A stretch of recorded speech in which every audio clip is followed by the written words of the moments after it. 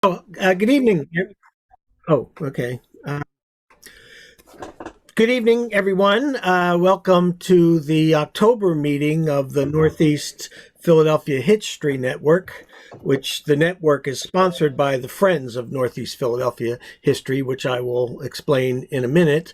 Tonight's program is a history of the Grand Army of the Republic, a really fascinating, powerful, influential organization in the 19th and 20th century. And then new developments, exciting new developments with the Civil War Museum and Library. And our speaker tonight is Dr. Anthony Waskie. Andy Waskie is the vice president of the GAR Museum and Library, and president of the General Meade Society, a scholar and author on the Civil War, and just a well-known figure in Civil War history circles. So we're excited to hear his talk tonight. Just going to read through some of these notes on the screen. We have 40 or so more people joining every second. So we ask everyone to please mute yourselves. And stay muted for the entire meeting, and put your questions in the chat box. And then at the end of the session, we will go through all the questions and have Andy answer them. It's best to enter the questions as you think of them rather than waiting until the end, because the questions tend to pile up. So if they're in there earlier, you'll have a better chance of getting them answered. And also, this meeting is being recorded. There's a slight, very minimal chance that your image will be recorded, but if you really want to not have that happen, you can disable or turn off the video feed, and so that only your name will show up. You'll still be able to hear and see everything, but your image won't be recorded. And the other thing we ask is if everybody would just sign in to the chat box, just sign your name. We don't really have a way of collecting the attendees. Like when we used to have our in-person meetings, we had a sign-in sheet so we knew who was attending, how many, but we don't really have a mechanism for that. So if you would just sign in the chat box, just type your name. That's all, so we know who's attending and how many. So the network, which is this group of people that meets monthly, is sponsored by the Friends of Northeast Philadelphia History. So the network is just an informal group of people that are interested in local history. We meet the first Wednesday of every month for these presentations and discussion. Generally, well, in the past, we've always met in person at historic Pennypack Baptist Church in Bustleton. Nowadays, we are meeting via Zoom. All our meetings are free. All are welcome. There's no membership. We communicate with everybody by email. You see the email address there, nephillyhistory@gmail.com, and by Facebook. Those are our two methods of staying in touch and announcing our upcoming programs. And then, as I mentioned, the network, which is just an informal group of people. There's I think 2,000 or 3,000 people who follow us on Facebook, and what is it, Fred, 700 or 800 people on our email list. So we're pretty big, and we continue to grow. But the Friends of Northeast Philadelphia History is a more formal organization. It's a 501c3 nonprofit with a board, and we sponsor these meetings. And we also have the biennial Northeast Philadelphia History Fair. We publish books on Northeast Philadelphia history. We acquire and preserve archives and historical collections. So the Friends is sort of the umbrella organization under which these network meetings occur. And the Northeast Philadelphia History Fair, oops, I forgot to update this slide. The History Fair, which is a great event, we have it at Constadter's in the Northeast. was scheduled to happen on September 18th. We had to postpone that due to COVID concerns. It's now going to be April 30th of 2022. That's in the next slide, but I missed this slide here. But here's some photos of the last history fair, where we have dozens of organizations, history organizations, historic sites, and that have tables and presentations, and then hundreds and hundreds of people come. We have formal presentations. There are historical items for sale. It's just a really great event. So that's going to be coming up in April. So upcoming events sponsored by the Friends of Northeast Philadelphia History on November 3rd. So we meet the first Wednesday of every month at 7 o'clock.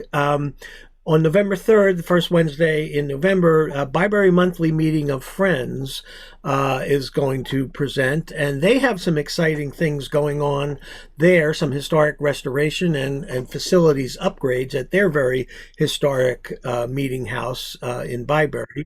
So we're going to be hearing from them. And then on December 1st, my wife, Patty, who's a great local historian, will be presenting on the Philadelphia County Fair, which occurred in the early 20th century up in the Bustleton, Somerton area. It was a really big event. We may, depending on conditions, we may have that meeting in person or a hybrid in-person Zoom meeting December 1st. So stay tuned for that. Somebody's not muted. If whoever you are, if you would please mute. And then, as I said, the Northeast Philadelphia History Fair is going to be Saturday, April 30th, 2022. More will be forthcoming on that as we get closer. And we do everything for free. All our programs are free and open to the public. We never charge for anything. We do appreciate any support we can get. Donations are always welcome. If you go to our Facebook page, Northeast Philadelphia History Network, on the upper right there, you'll see a Shop Now button. You press on that, it takes you to the Friends website, which has a donate button. You click on that, and then that takes you to the page where you can donate either through PayPal or a debit or credit card. So all donations are appreciated. Again, we never charge for anything. Everything we do is free, and also everything we do is volunteer. So with all that said, I'm going to hand it over to Fred Moore, who is the one who does the lion's share of the work in arranging all these programs. And Fred is going to introduce our speaker, Andy Waskie. Fred? Okay, if you'll undo your screen share. Yeah, oops, sorry. Okay. Okay, and I am going to do my screen share. The here it is. Okay, there we go. Get that on full screen. I saw that Paul Pickering has joined us. I need to try to unmute him. Well, Paul was. This is the Lewis-Pattison House. Patterson House. The GAR is moving from Griscom Street in Frankfurt, the John Rowan House, which is another very historical site, has moved, in fact, they're in the process of moving. Their now official address is 8110 Frankford Avenue, which is shown here, the Lewis-Pattison House. The Pickerings owned this house for 40 years and kept it in beautiful shape. And not only kept it in beautiful shape, but increased its beauty. Did a fantastic job. I hope I can unmute Paul and let him make some comments, but I wanted to go through this slideshow here to show you the current. You may not recognize it from this picture. Let me get the next one. Okay. I need to get this into full. There we go. This is the corner of Frankford Avenue and Welsh Road. Welsh Road, this crosswalk here is Welsh Road. You may see Summerdale Mills on the right-hand side. That's at the corner of Welsh and Frankford. These have done quite a bit of business, been there for years. In the direct center, looking down Frankford Avenue, or actually up Frankford Avenue, which is headed north, is St. Dominic's steeple, that thing right in the center above the horizon. And the house, the brown stone house on the left, is the Lewis-Pattison House. It's actually a twin. The GAR has purchased the 8110 portion of it. 8112 is another address, obviously, and owned by another group. Actually, the Methodist Church, the United Methodist Church of Homesburg, owns that house. Jack, can you let these people in if there are? I don't know if anybody actually is trying to get in, to tell you the truth, but I'll try. Yeah, keep an eye on it. This is a 2018 current shot of the Lewis-Pattison House. Let me go to the next. This is basically the same shot in about 1900, about 120 years ago. The trolley has gone in, as you can see, so it would have to be around 1900. It's almost the same. Many of the same things are there, including St. Dom's steeple in the center, and on the left, just behind a couple of ladies waiting for the trolley, is the Lewis-Pattison House. It can be seen a little more as a twin in this picture because, well, the tree is not in the way. The next houses down are no longer there. They have been replaced by Brown School, which didn't go in. The first Brown School didn't go in until about 1930. We go to the next. Okay, here's a shot, 1960. Those of you that might have been around by then, might remember the furniture store that was there. And then again, you see the Lewis-Pattison House on the left, St. Dom's in the center, and that big parking lot or that big open area is where Brown School is today, J.H. Brown School. So GAR is moving into this house right here as we speak. Here's a shot going headed south on Frankford Avenue. This is the Methodist Church, United Methodist Church of Homesburg. And the house next door to it is the twin of the Lewis-Pattison House. It is part of the Lewis-Pattison House per se. It is 8112 Frankford Avenue. It is the Wesley House of the Methodist Church, where they had their offices. This is another large, wider angle shot, and you can see Brown School there is in that beyond that parking lot. This is a shot going headed south on Frankford Avenue in 1900, kind of the opposite direction of the earlier 1900 shot. These two houses on the right, as I said before, they're going to become Brown School. There's a high pitched roof there just above the trees or in the trees. That is the church. That's the Methodist Church. And then right in the very center is the Lewis-Pattison House, both 8110 and 8112, but we're seeing mostly 8112. This is an 1876 map showing Hetty Lewis in that house, in that twin. You got the Methodist Church next to it. Hetty Lewis was the daughter-in-law of Francis Lewis, who purchased about quarter acre from John Home in 1803. John Home Homesburg is named after John Home. He owned all of this property around there and had not sold. It was finally selling it off in lots. The turnpike is Frankford Avenue, then called the Frankford-Bristol Turnpike. Back in 1805, it had just become the turnpike, and it was a result of the turnpike coming in that John Home decided to finally start selling these lots, and he was selling them very quickly.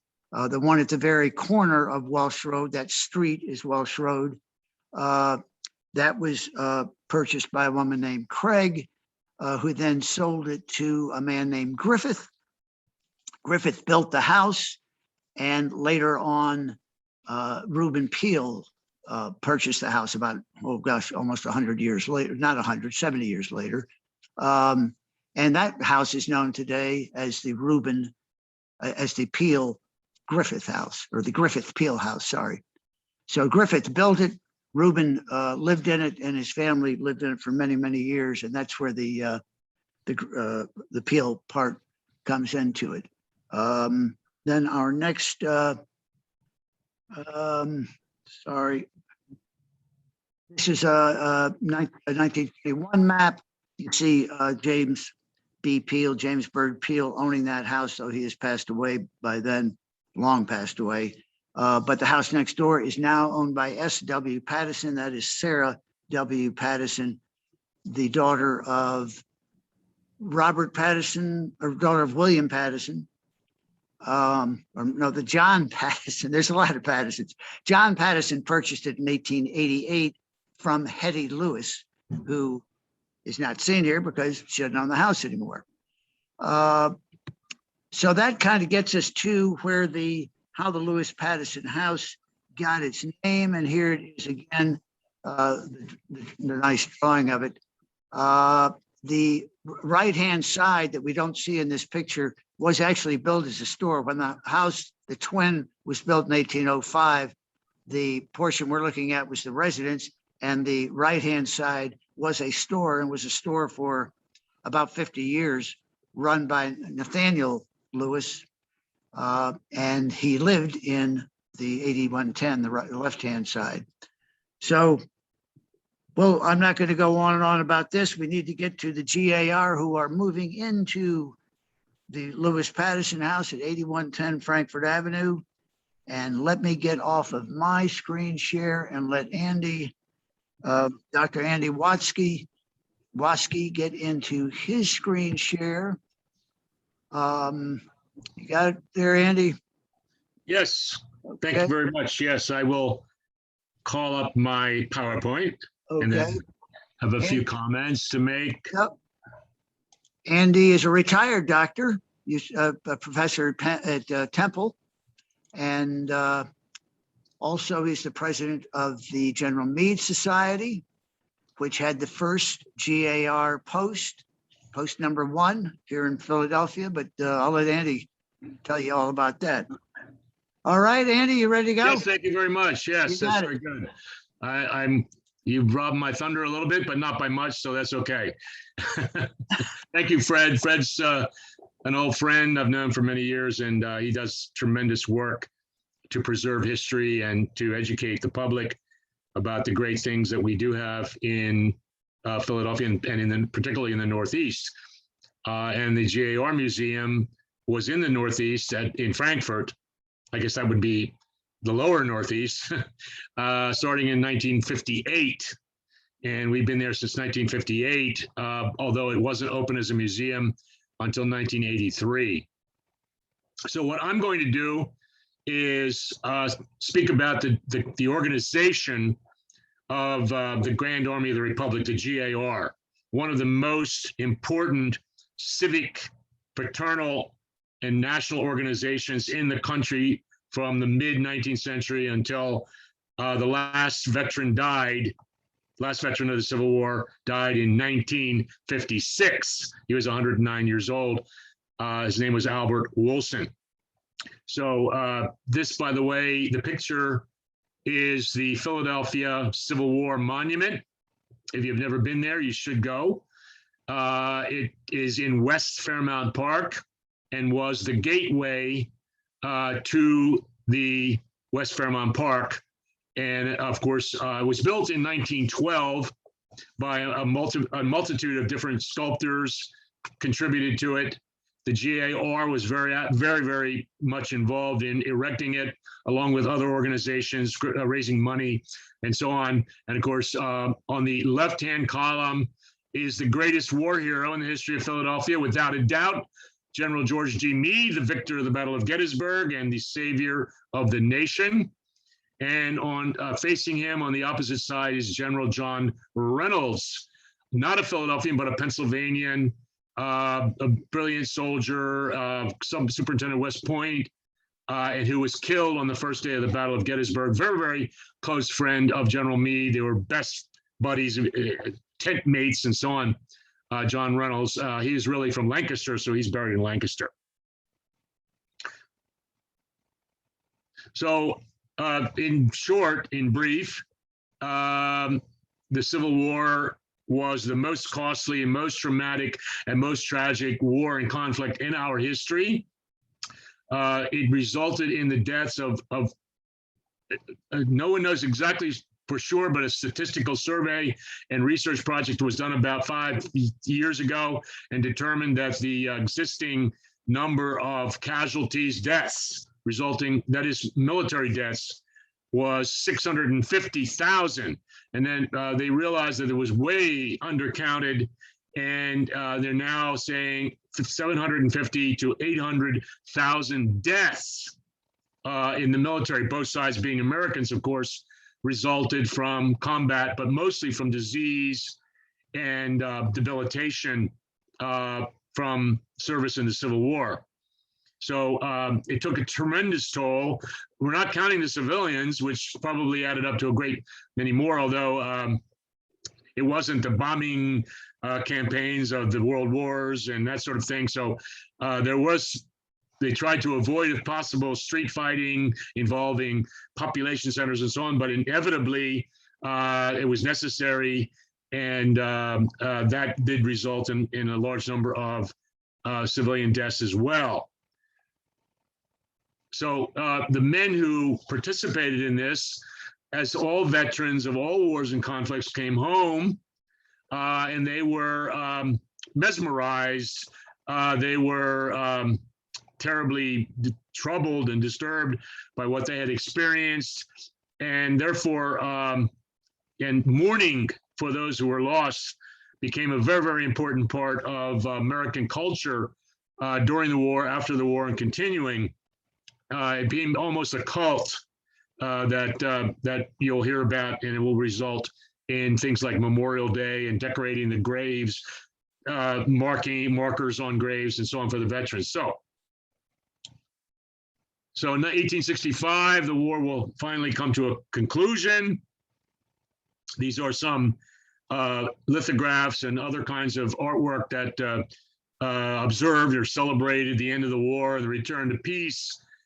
And of course, the soldiers' dreams of home. This was a very popular lithograph from that period, which hung in many homes, and then remembering those who sacrificed or perished. And so the veterans will return home, but the toll of the war was huge. Many national cemeteries, about 10 of them were established during and after the Civil War to contain the victims, mostly Union, although the Confederacy also, they did it on their own. So the Union dead were mostly, to the largest extent, buried in national cemeteries, taken care of and paid for by the government, whereas the Confederates, it was done by the states, or civic organizations or veterans groups and so on.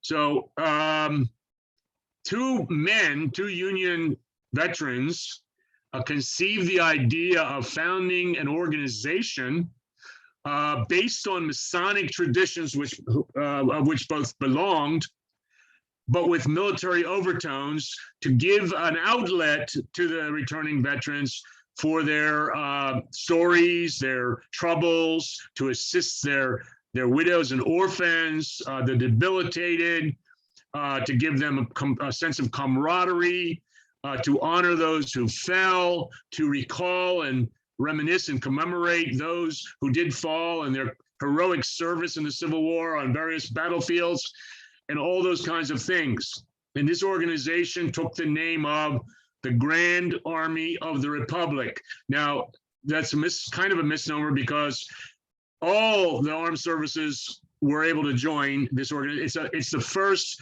mass organization for veterans in the United States, in the history of the United States.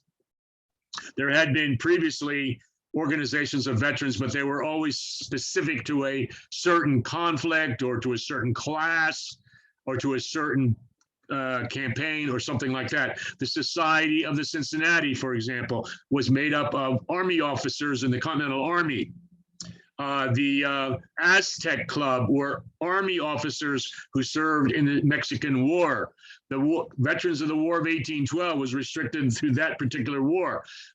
So the Grand Army was open to any honorably discharged Union veteran, Army, Navy, Marine Corps, Revenue Marine, and so on. Coast Guard didn't exist yet, but the Revenue Marine did. And they were encouraged to join.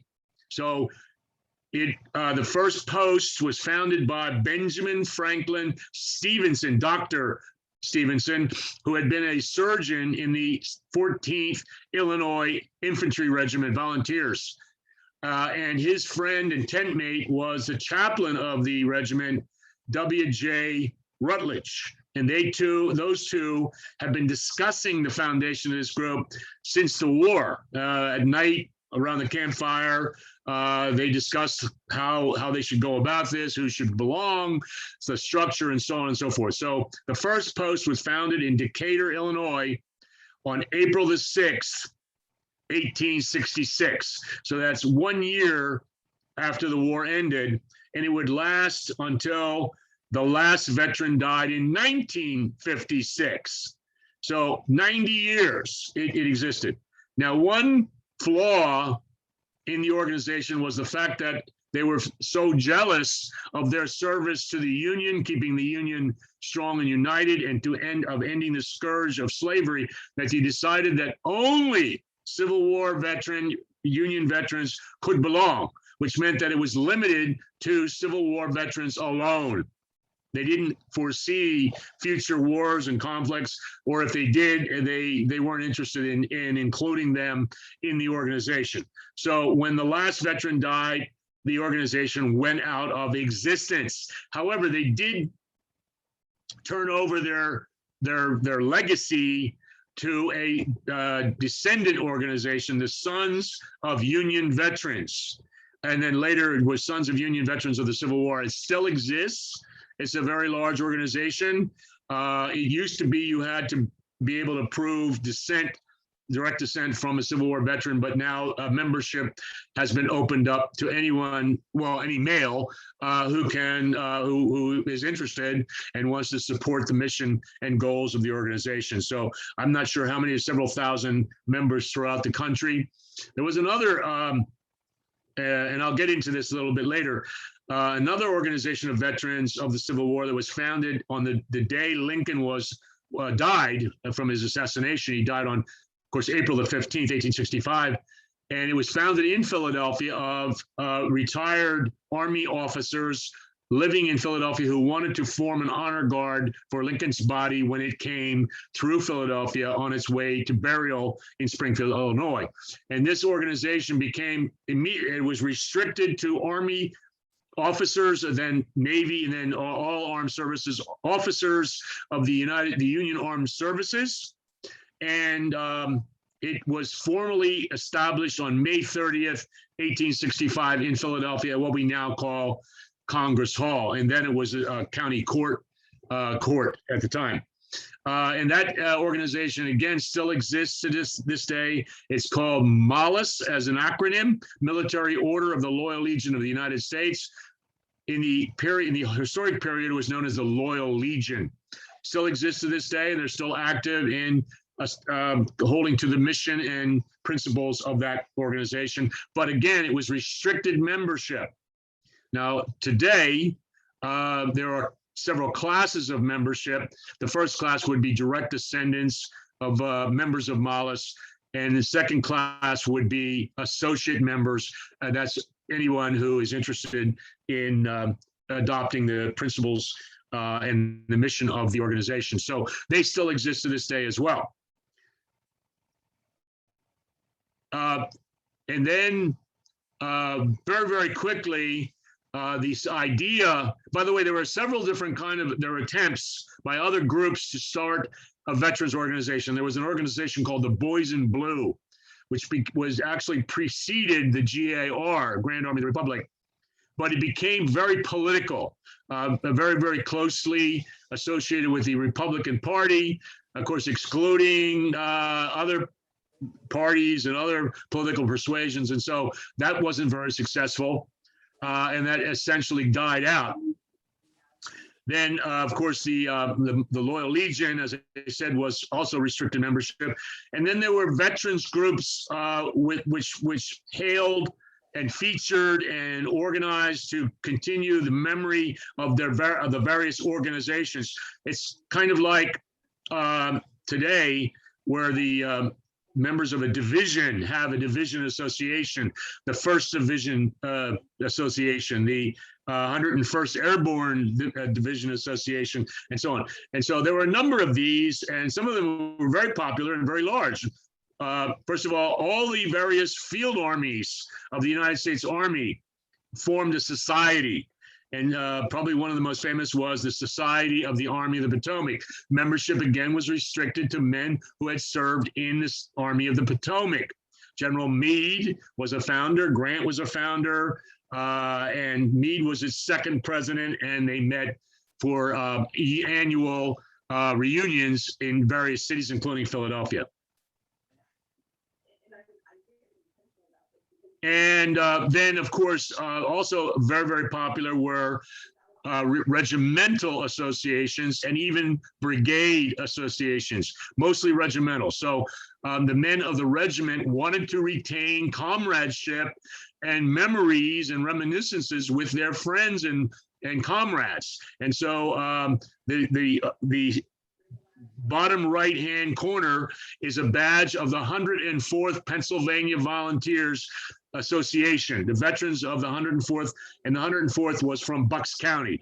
It was recruited out of the entire county of Bucks County, and they were very active, and they erected one of the first monuments in the country in 1867 in Doylestown, which was their county seat, of course, number one, and number two, a training camp. Their training camp was located there.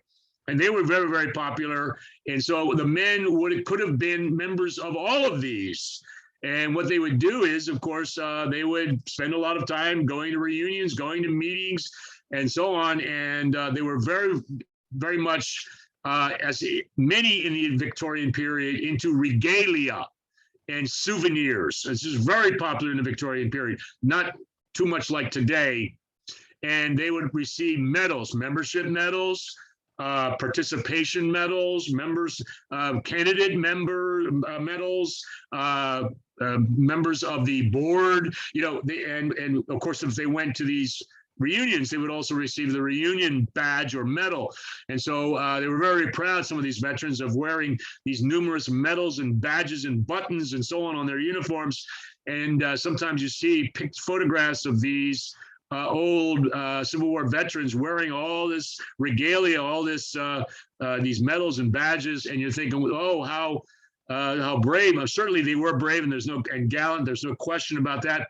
But it looks like that they were highly decorated. Well, that is not the case. There was only one official government decoration during the Civil War, and that was the Medal of Honor, and that was only issued to about 1,000 men during the war. Then afterwards, even up into the early 20th century, they were still awarding the Medals of Honor for actions in the Civil War.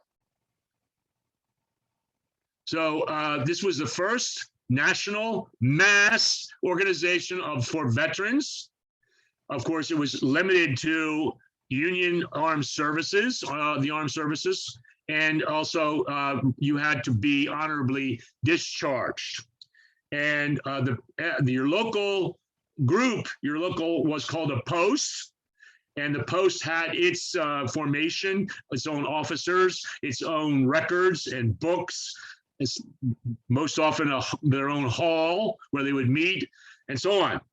And then there was the states, and sometimes several states in the West, for example, where there weren't many people, banded together and formed a department. And so Pennsylvania had a department, New Jersey had a department, New York had a department. And so the Department of Pennsylvania, and then all the departments together were members of the national organization of the Grand Army. So they had a national commander-in-chief and other officers on the national level, and that would take care of the national interests of the organization. And they did tremendously good work for veterans, their families, their comrades and members, and to the nation in general. Much of the records and the monuments that we see on battlefields today are directly responsible to the veterans, the Grand Army, pensions, homes for the debilitated, homes for veterans, homes for pensioners, homes for orphans, and on and on and on. And all of this came from allotments, funding from the various posts and departments and the National Grand Army of the Republic. It was very, very popular. It became very politically savvy, and it reached its apex in membership in 1890 with about 500,000 members. Which is a huge number, about 8,000 posts nationwide and also abroad. There were posts in Canada, posts in Lima, Peru, in Australia, in England, and so it was really an international organization, although the vast majority were in the United States.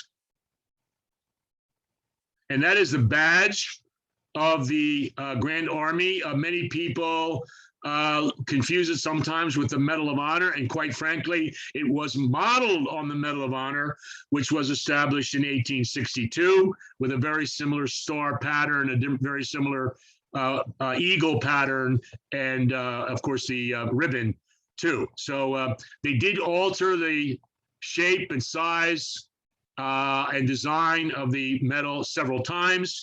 Most of all, to avoid a confusion with the Medal of Honor, but also to keep it up, keep it going.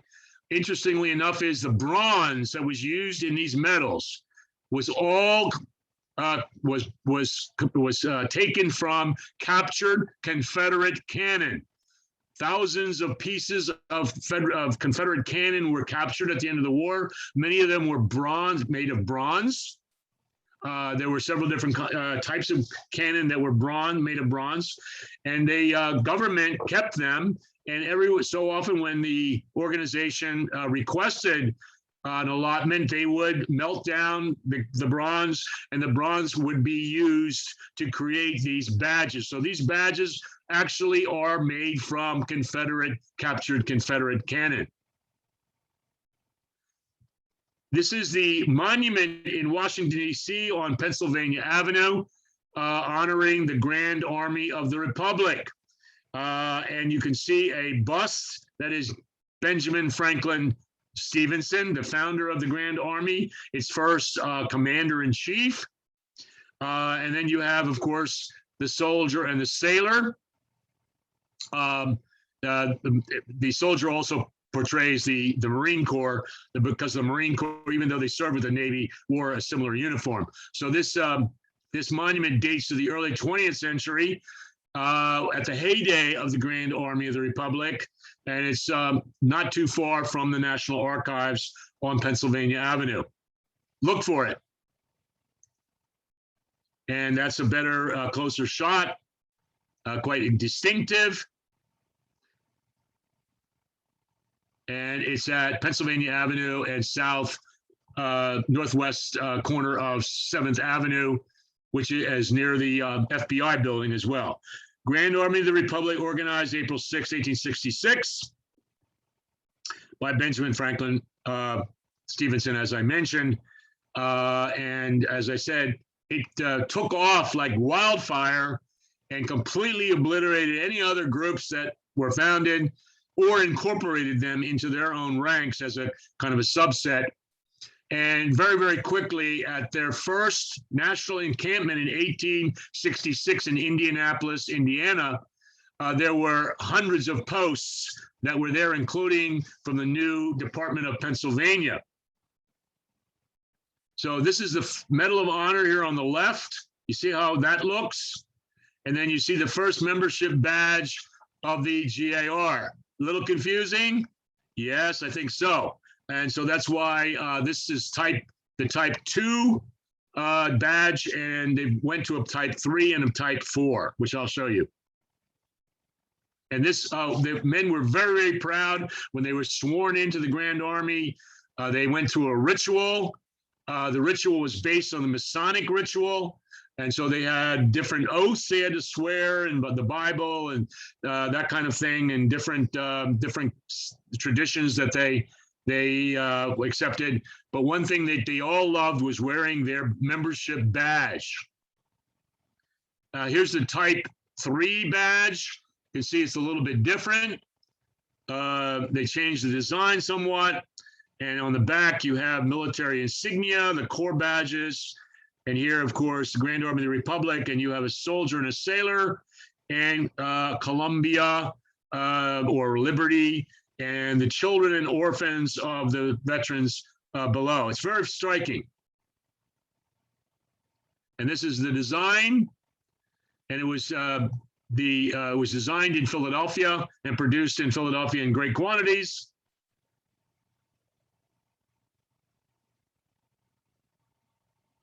And when they did have their national encampments, tens of thousands of, now as of course they went on in time, it dwindled and dwindled and dwindled, of course, because of mortality setting in, but they would take over all the hotels in the city.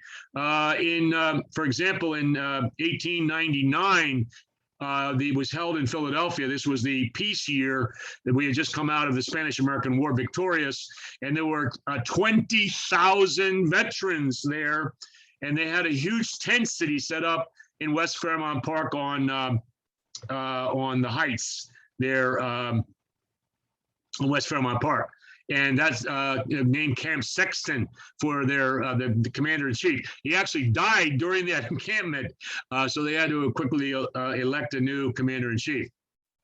These are corps badges, which were used to designate the various corps, Army Corps during the Civil War. The men really loved wearing their corps badges, identified with them very, very close, and were proud. And you can see these on monuments to this day. And then this was, again, that's the type 3. Here's the little card that came with the badge. This badge was made of captured Confederate cannon. And this was approved by Congress and worn by all the comrades of the Grand Army, and was very, very greatly valued and treasured, and was a sign of great respect. The flag of freedom, grand and glorious, neath the flag we march victorious, was a famous saying of the Grand Army. The principles of the Grand Army were based on these 3 sentiments: loyalty, fraternity, and charity. Loyalty to the nation, as manifested by their devotion to the flag, their devotion to memorializing their service in the military, their loyalty to the country, of course, their reunions, their parades, their holidays, and all that come under the aegis of loyalty. Fraternity, of course, they were interested in caring for their comrades, enjoying fraternity, comradeship, taking care of the orphans and widows, caring for the debilitated veterans and the aged veterans, and all the various causes that were important to, and the pensions, of course, pensions that they requested from the government, and their pensions became ever more generous, so that by 1910, the last GAR pension gave $30 a month, which was a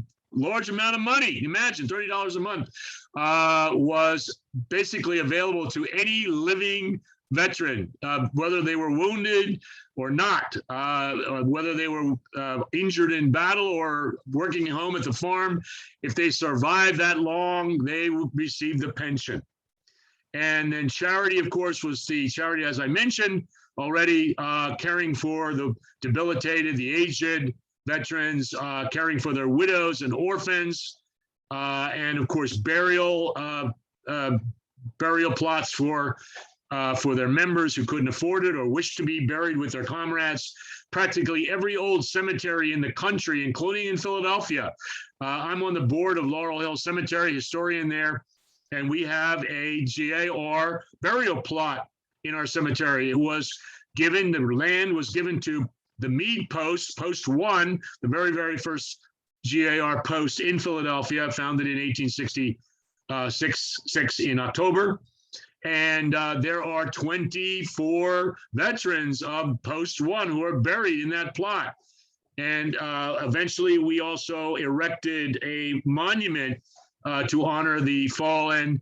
It's called the Silent Sentry, and it guards the graves of his comrades. So these are the principles, mission, and goals of the Grand Army, and continued all the way to its demise. Department of Pennsylvania. One thing I wanted to mention is the Grand Army was unique in the social strata, the social fabric of the United States in the late 19th and early 20th century, because it was a time when the colored, as they were known then, African Americans were not allowed to join organizations. They all had their own organizations, their own Masonic lodges, their own fraternal organizations, etc. However, the Grand Army of the Republic was completely integrated. As long as they were an honorably discharged veteran of the Union Armed Forces, they were eligible for membership. Now, in large cities or large towns, they often had their own post because they wished to be together. Just like the Germans in Philadelphia had their own posts. They would meet post 221, met on 2nd and Poplar, and they spoke German in their meetings. There was a post for different services. For example, there was a naval post, and only Navy men and Marines were allowed in. There was a post for the cavalry post, and there was a post for the Pennsylvania Reserves. And they were very jealous of membership in that because they had served in that unit. So there were 3 colored posts in Philadelphia, post 70, 27, 70, 78, and 103rd post, the Sumner post. And there were 43 colored posts in the Department of Pennsylvania, mostly located in larger towns and cities. And of course, one thing they did love was they really loved to get together with their comrades and hold reunions. And these reunions were invariably named encampments, because they liked to remember when they were in camp and in field and shared the food around the campfire and swapped stories and that sort of thing. And so the veterans were always going to either the national convention, which was usually in a city, the department convention, a local post got together. The Post of Philadelphia, for example, like a district convention, and then they had their own associations, regimental association conventions or reunions known as encampments as well. So here we have a monument at Gettysburg, here upper left. Here we have troops marching down Chestnut Street in front of the Second Bank of the United States. This is the famous, one of the largest reunions or encampments in the history of the GAR in Philadelphia in 1899, marching down Broad Street. They erected these large monuments. They're no longer there, but you can see City Hall in the background. And here's City Hall with a GAR floral. And of course, there were monuments were erected, thousands and thousands of them on battlefields, but also in cities, on town squares, marketplaces. We have lots and lots of them in Philadelphia. This one is a memorial to 50th anniversary of the first troops to go out in the 90-day service in April of 1861. It's known as the Spirit of 61, and it celebrates the Scott Legion I'm sorry, not the Scott Legion, pardon me, the Gray Reserves. Oh, pardon me, the Gray Reserves, which stands in front of the Union League today. And here are several other pictures. I don't know if you can see those. I can't because I have the bar in front of me here.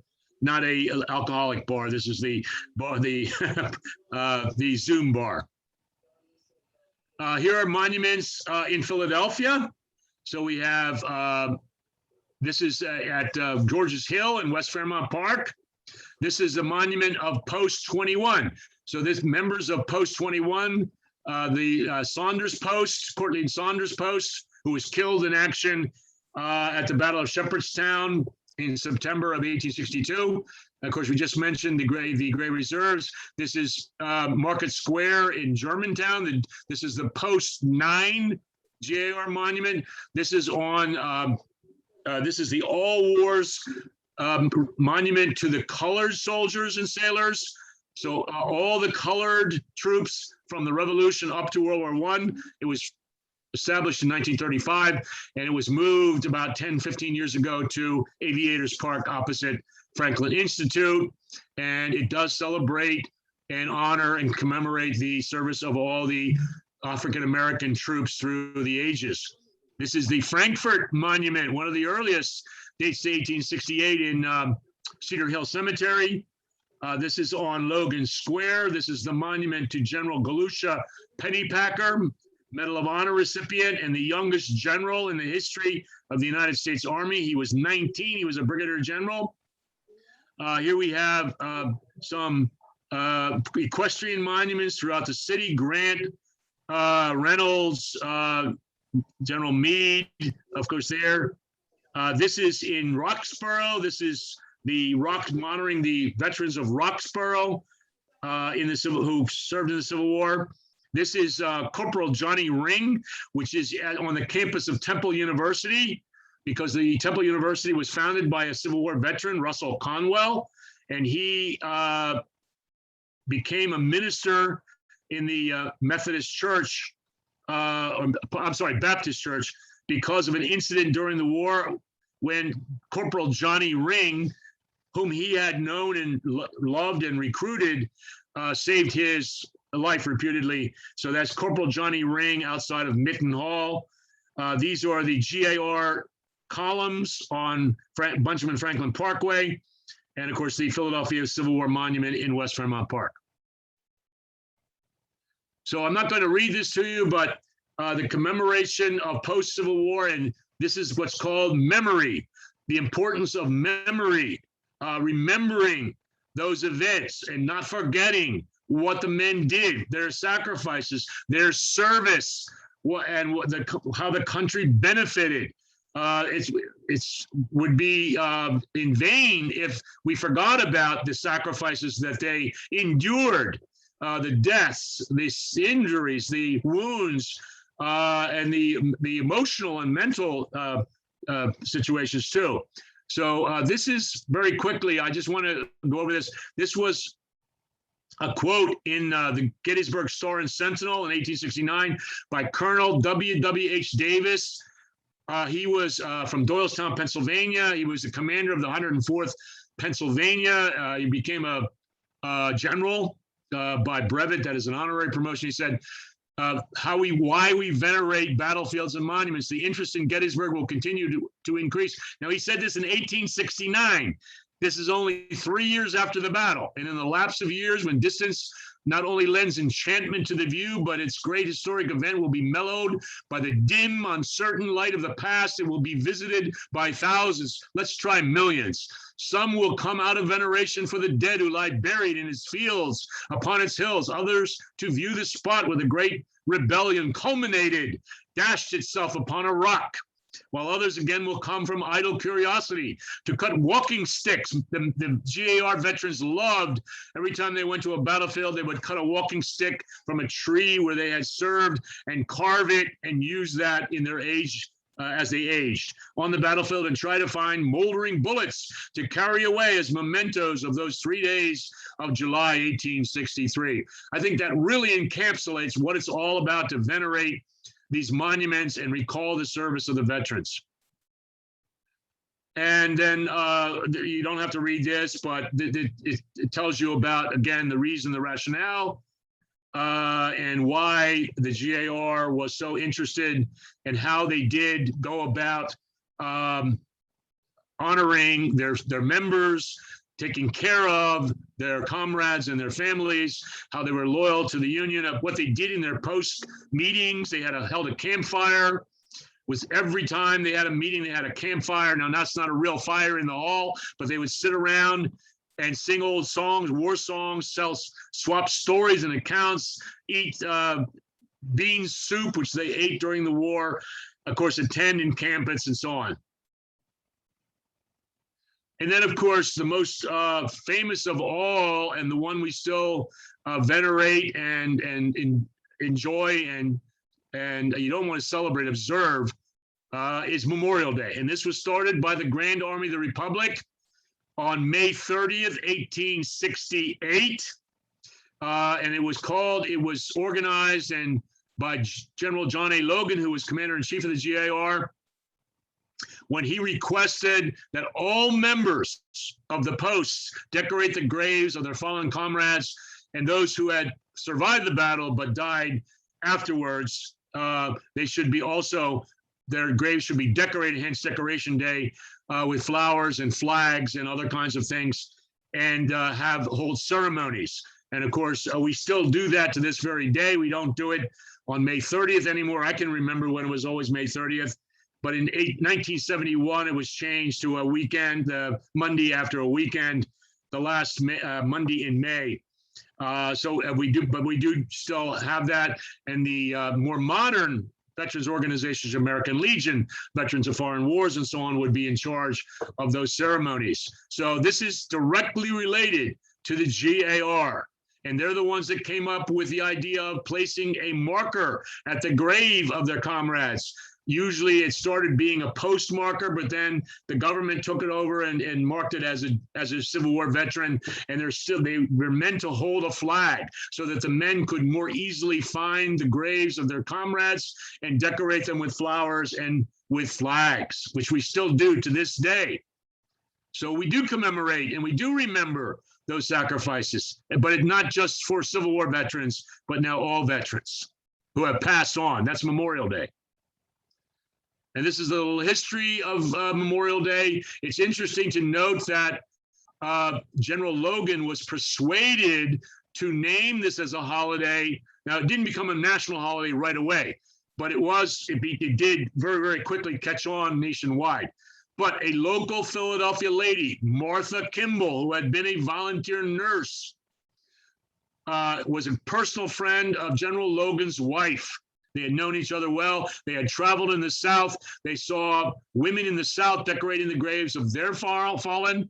And they said, well, we should be doing that too. And so they wrote notes to their husband, to General Logan, and pressured him more or less, and convinced him that this should be done in the Union all over as a national holiday. And so Martha Kimball is buried in West Laurel Hill. The General Meade Society placed a marker on her grave about 5 years ago. So when you go and visit her grave, the mother of Memorial Day, you will see her grave and read what she did as a volunteer nurse during the war, and also as the mother of Memorial Day. And there we see a Decoration Day at a cemetery in Philadelphia. This is which no longer exists. It used to be along Ridge Pike, American Mechanics, and Glenwood Cemetery. And you can see the men of the Post 8, I believe, who are decorating the graves. And there you see some, now this is Independence Hall in 1915, when some of the battle flags were returned. You can see the canteen, which became symbolic of the men who shared a drop from the same canteen. Veterans, this one happens to be a colored veteran, regaling children about his service. And of course, the postcards that were very, very popular, and signs and posters during the late 19th and early 20th century. And then, of course, the memorabilia that they collected, regimental badges, ribbons. These are soldier memorials posters. So you could order these from a catalog, and then fill in the blanks with your comrades or the service that you did. This is one here, a very popular one. This is called an escutcheon, and it is actually a painting. It's painted on a background, sometimes wood, sometimes not. And we have a large collection of these in the museum, the Civil War Museum, and of course, reunion badges and Memorial Day badges that they wore on that day to recall and memorialize their comrades. And again, these are sites in Philadelphia. I talked about this, the All Wars Colored Monument, Germantown, Temple University, the Philadelphia Civil War Monument in West Fairmount Park, the Union League, which was very, very active in the veterans' interests and to support Abraham Lincoln, his policies, and the war effort. And they raised 20 regiments, 11 of colored troops and 9 of white troops. That's over 20,000 men who were raised under the auspices of the Union League, and they paid for large portions of their kit, took care of their children and their spouses. This is the Lincoln Monument on Kelly Drive near the Schuylkill. It's the 4th oldest Lincoln monument in the nation. 1871 it was dedicated, and it portrays Lincoln as the great emancipator. This is General Meade's war horse. General Meade is in the ground and is dust, but his horse still lives and is hanging around on the wall of the GAR Museum. Old Baldy. Paintings.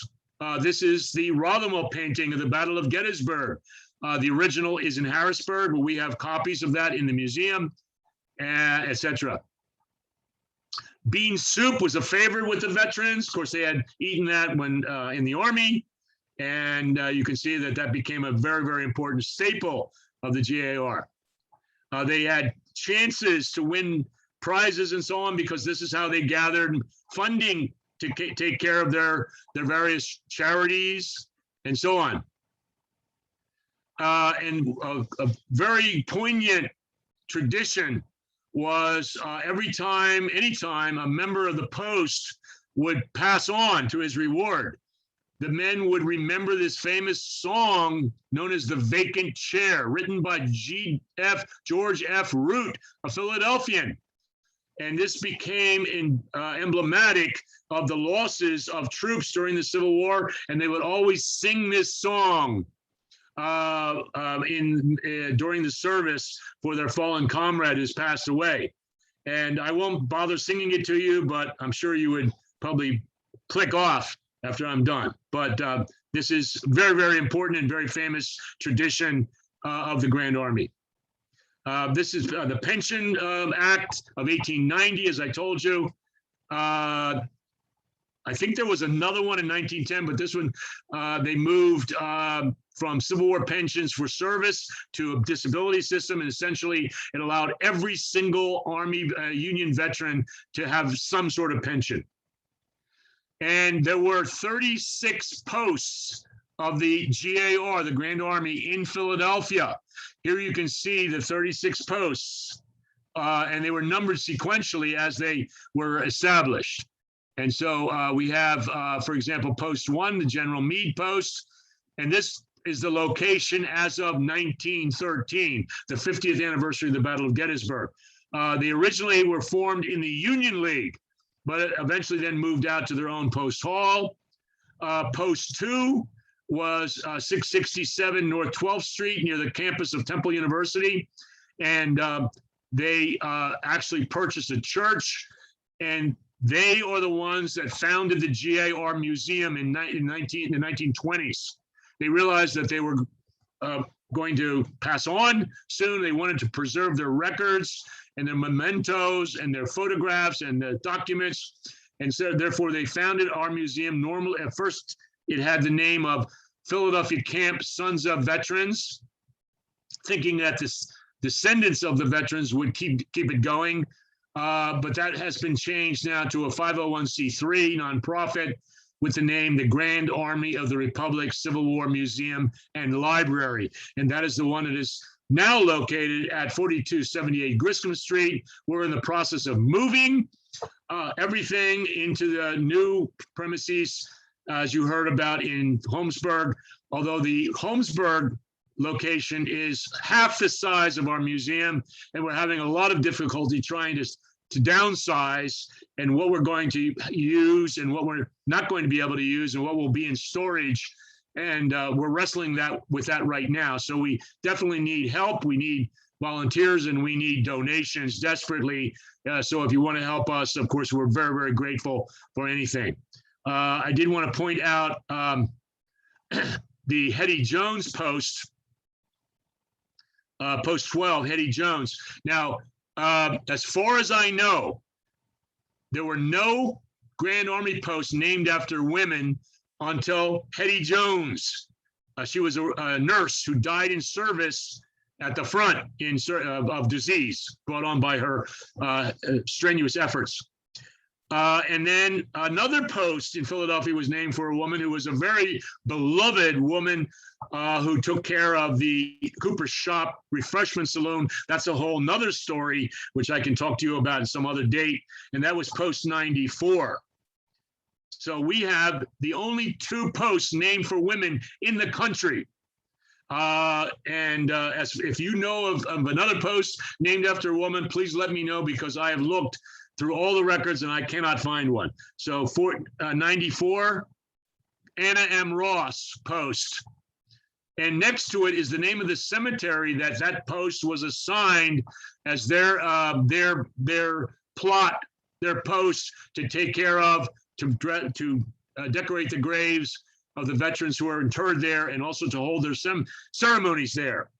And there was quite a bit of rivalry because everybody wanted to be at Laurel Hill. And that was, we have 43 Civil War era generals, 7 Medal of Honor recipients, 10 admirals, and all the posts wanted to be there.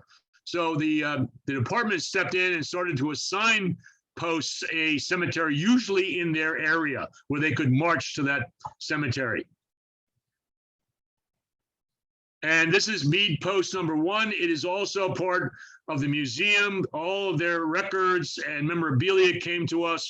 Old Baldy was owned by Post 1. This is their membership badge. This is their post banner they carried in parades. This is they were the first post to design a flag holder marker for graves. And that marker we still use to this day for Civil War veterans.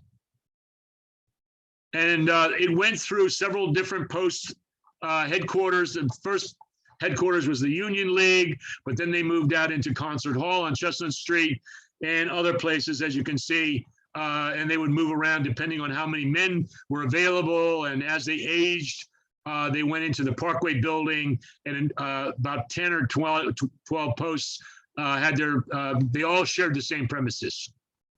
That's now the convention center. And these are past commanders of the Meade Post. Clayton McMichael, he was the son of Morton McMichael, who was the first Republican mayor of Philadelphia, founder of the Union League, and the owner and editor of what is now the Philadelphia Inquirer. And here is Meyer Ash, a Jewish colonel of the 1st New Jersey Cavalry, and Goodman. Dr. Goodman, Beef, Robert Beef, he's buried in the Woodlands. He was, he was an officer in one of the colored regiments. He wrote the history of the Grand Army and was also a commander-in-chief. Alfred Sellers was a Medal of Honor recipient. He's buried in Mount Auburn. And this is Henry Bingham. And Henry Bingham was a 10-term congressman from Philadelphia, member of the Union League, and was postmaster general in Philadelphia, and the man who ordered postmen to wear a uniform for first time. And post 2, of course, is really the post that founded the GAR Museum. We have the charter and the charter members, and this was their headquarters originally on North 12th Street, and one of their members was Commander-in-Chief Samuel P. Towne in 1932. And there he is. He was a member of the 20th Pennsylvania Cavalry. And this is the post. Now you saw old Baldy, General Meade's warhorse, which was established by Post 1. Post 2 was so jealous that they said, we're going to get a better beast than you have. And that is the Army Mule. This was an actual Army Mule. It was over 30 years old. It was ready to be harvested by the Quartermaster Department. They got the head, and it's now preserved, and it hangs in our museum. The Army Mule. I can say with great authority, it is the only actual Army Mule head in the world, maybe the universe. And then other posts, Cortland Saunders, he was schoolmaster who recruited a company of his own students in the 118th Pennsylvania Regiment. He was killed in action. The Pennsylvania Reserve Post met in what we now know as the Supreme Court building on Independence Square. They met there for many, many years. And the Edward Baker Post, which was composed of men of the Philadelphia Brigade, met on the campus of Temple University. The building is actually still there. And these were 6 members of the GAR in 1949. And they were the only ones that could come because of age. And you can see their ages averaged out to about 105. And you can notice that one of them was an actual member of the colored troops. Albert Wilson is the last surviving veteran of the Civil War. There is a monument to him at Gettysburg, even though he wasn't there. He was in the defenses of Washington at the time. He was a drummer boy, and that is Albert Wilson. He was from Duluth, Minnesota. The last veteran of the Civil War died at 109, I believe, in 1956. And this is what Bruce Cotton said about the Civil War veterans. The legacy, of course, as Civil War museums and collections for learning environments and teaching mechanisms, monuments to preserve memory, historic preservation of battlegrounds and other historic sites, interpretation of those battles, Civil War reenacting and living history programs, study groups such as Civil War roundtables, of which there are a number in Philadelphia, descendant organizations, which still exist today, Civil War travel to battlefields, tourism. The sesquicentennial and of the Civil War is over, but you know it was still important. Sorry.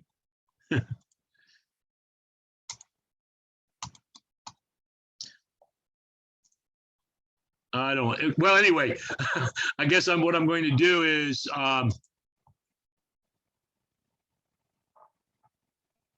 go back, and I stopped screen sharing. And what I wanted to, Fred spoke very well and very eloquently and with very much information and details on our new abode. We were compelled to move out of Griscom Street for a number of reasons. I won't go into all those reasons, but it was just necessary to move to somewhere where we have more visitations, more parking, more access and availability, student groups, and there's a school just a couple of steps away. I can envision their classes coming through the museum and learning about the Civil War and those veterans. Across the street from our museum is the Emmanuel Lutheran Church. I believe it's Lutheran, or is it Episcopal? Fred? Episcopal. It's Episcopal, sorry. And in that cemetery are many Civil War veterans. They're right across the street from our own building. And of course, I mentioned that the building was lived in by a Civil War veteran himself. So we have many, many connections. We're excited about it. It's just we don't have the space that we had at Griscom, and that's going to be a dilemma and a problem, and we'll have to deal with it. So with that, I hope I haven't gone too long, and I'd like to ask Jack McCarthy to come back on and monitor any questions and answers that people may want to ask. Thank you. Thank you for your attention. Thank you, Andy. Jack, before you get started there, let me see if Paul Pickering would like to make some comments. Paul, I've asked you to unmute. Would you like to make some comments? Hello, Paul. Paul Pickering, if you could unmute your screen there. Well, maybe we'll get back to that later. If he figures it out, he can jump in. Okay, go ahead. Go ahead, Jack. So anyway, there are a number of questions. I will thanks, Andy, for a great presentation. I will reiterate, if people will sign in your name in the chat box so we know who attended. Just take a minute. You don't have to do anything else. Just put your name in there. Now, so there are a lot of people who did that. Thank you very much. And now I will scroll through and get to the questions and comments. Does Memorial Hall have any Civil War connections by way of artifacts, etc.? Absolutely a connection, but no artifacts. Memorial Hall was built for the Philadelphia Centennial Exposition of 1876, but it was built to house the art collection that now resides at the Art Museum. And they had a very large collection of art that was either donated or loaned or even sold. And the building itself was dedicated to the memory of the veterans. And in fact, if you look at the top of the dome on Memorial Hall, it is the statue of Columbia with a wreath of honor crowning her veterans for their service and sacrifice. And so Memorial Hall is a Memorial Hall because it's a memorial for the veterans, yes. And a lot of people forget that. It's now a children's museum. There is a miniature, that was a huge complex, 140 different buildings from different countries and different, all kinds of different scientific and other kinds of displays. And there are only several buildings left that are still the Ohio House, which is now a cafe, and of course Memorial Hall.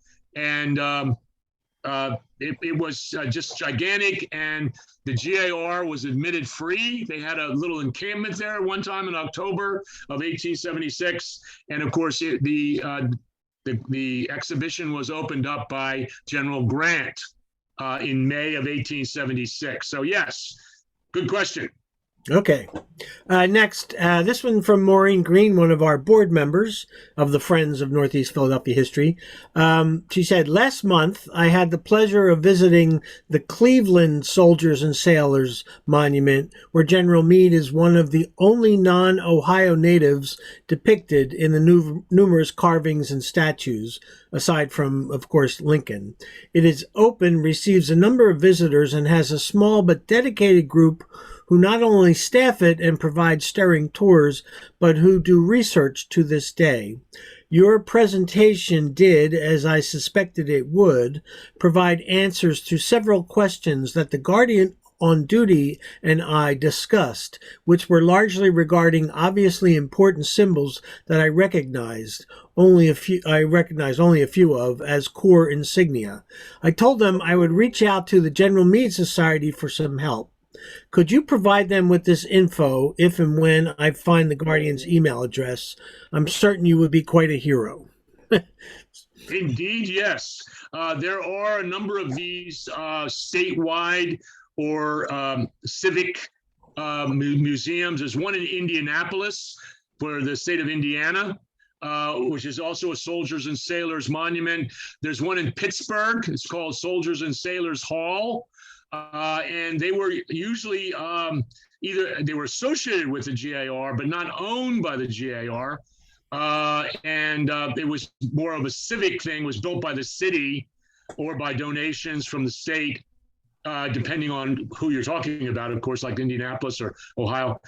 And they do have museums inside with artifacts from not only the Civil War, but subsequent conflicts and wars as well.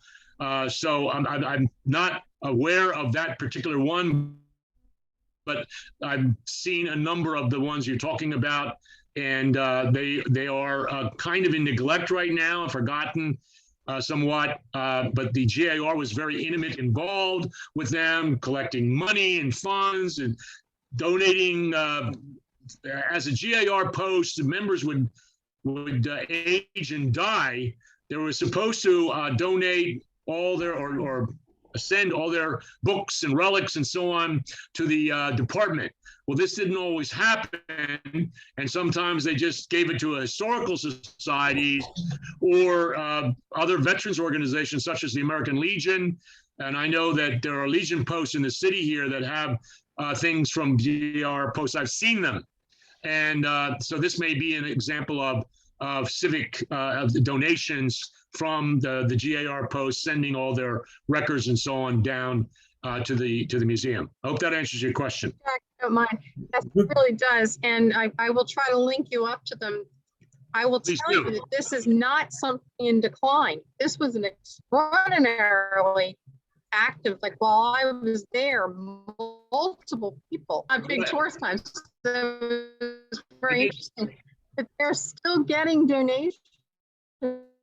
Like people from Ohio are still bringing them their ancestors' sword and things. Sorry, I didn't mean to denigrate the Ohio monument. I just meant that in some locales, they're being neglected and the connection is being lost, unfortunately. It's still pretty vibrant and glorious. Yeah.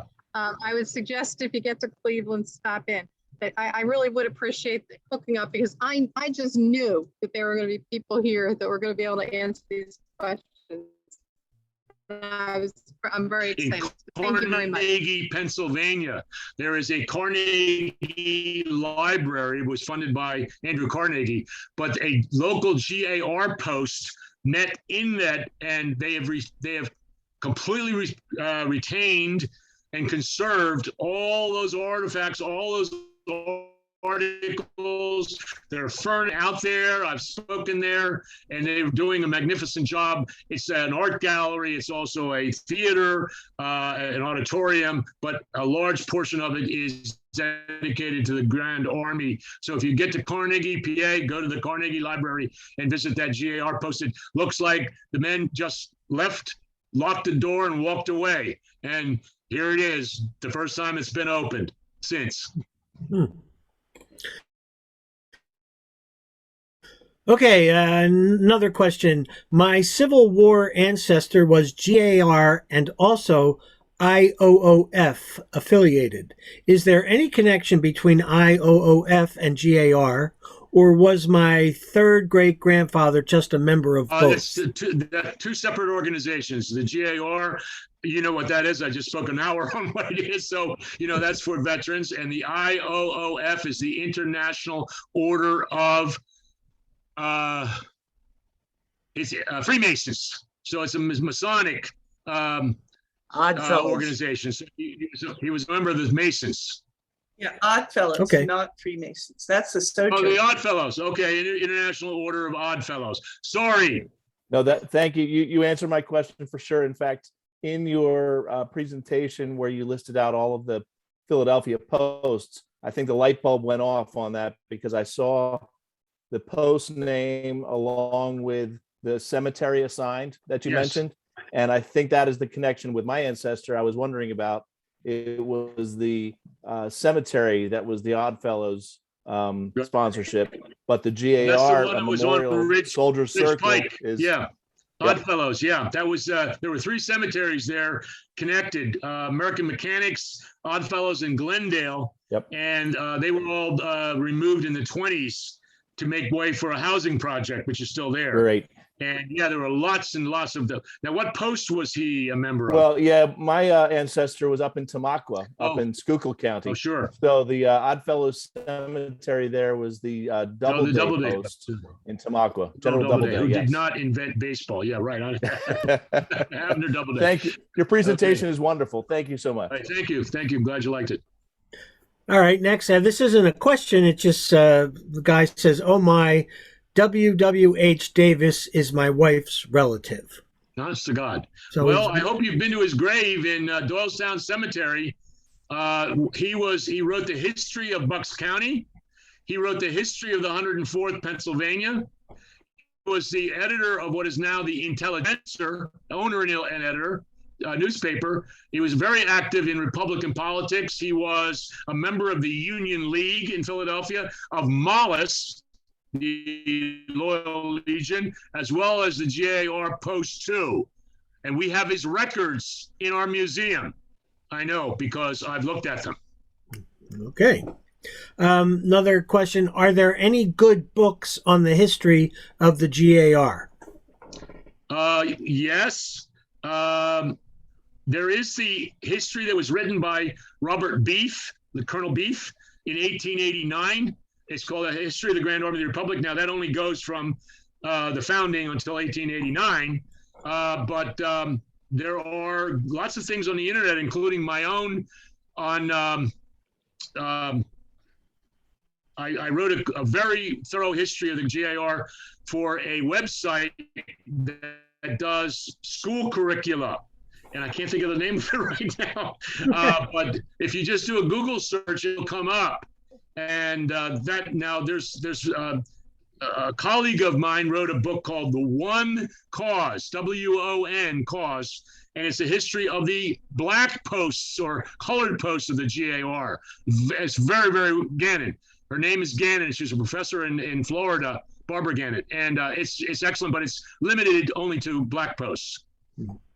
Somewhat related here, another question. Was there an organization just for USCT veterans, U.S. colored troops? They were allowed in the GAR, and most of them joined the GAR. They may have had regimental associations. In other words, the veterans of the 3rd United States Colored Troop Regiment, for example. I am not aware of that. So they may have had regimental associations, but certainly they were in the GAR, and they had their own posts, as I said, hundreds of them nationwide, 43 in Pennsylvania, 3 in the city of Philadelphia alone. And it's not because they were segregated, because in towns where they only had one GAR post, they were totally integrated. And they would have been black and white together, marching together in the same parades, which was unheard of in late 19th century America. But they in those days, they had their post halls in the area where they lived, in their neighborhood. And so they wanted to join the post, the local post that's just a couple of doors away. And they wanted to commune with their own community. And that's why they chose to be in the colored posts in the larger towns and cities. Otherwise, they were in the only GAR posts there were 640 GAR posts in Pennsylvania alone, 8,000 nationwide. And some of them were just little towns like Tamaqua. They only had one post. And probably if I'm sure there were some colored men living in Tamaqua, they would have joined that post. I know they did. I'm born and raised in Bloomsburg, Columbia County. They had one post, and there was a community of African Americans who lived in the area. They worked on the canals and the railroad, and they were members of that post, the post 172 post. Okay. Next question. Excellent presentation as usual, Andy. I missed if you stated the name of the last surviving vet and what chapter did he belong to and when did he die? Yes, I did mention that's Albert Wilson. Albert Wilson. He was from Duluth, Minnesota. I'm not sure what post he was in. I'd have to look that up. I'm sure if you did a find a grave or a Google search, you would come up with his post. But he was also the last commander-in-chief of the Grand Army because he was the only one that was left. And he died in August of 1956 at 109 years old. And he was very devoted to the GAR. He went to all their reunions called encampments and marched in the parades, and he just really loved it. So, yeah, Albert Wilson. Okay. Are or were there any GAR posts south of the Mason-Dixon line? Good question. Yes, indeed. There were posts in the South, not many, as you might imagine, but there were men who had joined the Union Army and either moved into the South. For example, there's a couple of posts in Florida. In fact, there's a post home.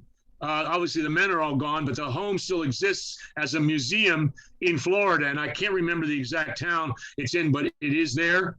And there were posts in Louisiana because of the Native Guard, the so-called Louisiana Native Guard. They were black, mulatto, many of them colored. And they served but they weren't allowed in the Confederate Army for obvious reasons. And they served in the Union Army. So they had their own GAR post. So yes, and were very, very much discriminated against in the South, but they worked hard, very hard in Reconstruction to help their members. Yes. Okay, well, that's it for the questions.